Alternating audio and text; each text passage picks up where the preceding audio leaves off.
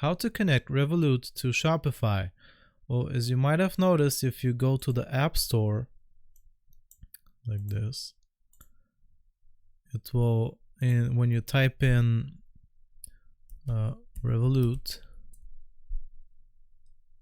nothing will come up, at least nothing with the app logo or something that looks legit. So what we have to do is, it's still available. We have to just do a little Google search.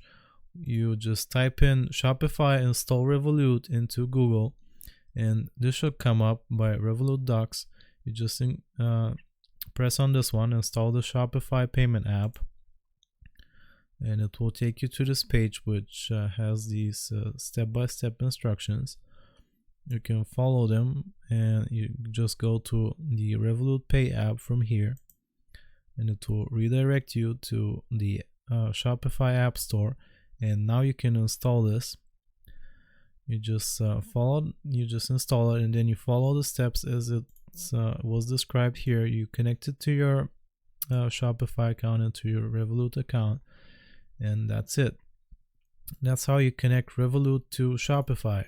I hope this was useful. Remember to like and sub, and I'll see you next time.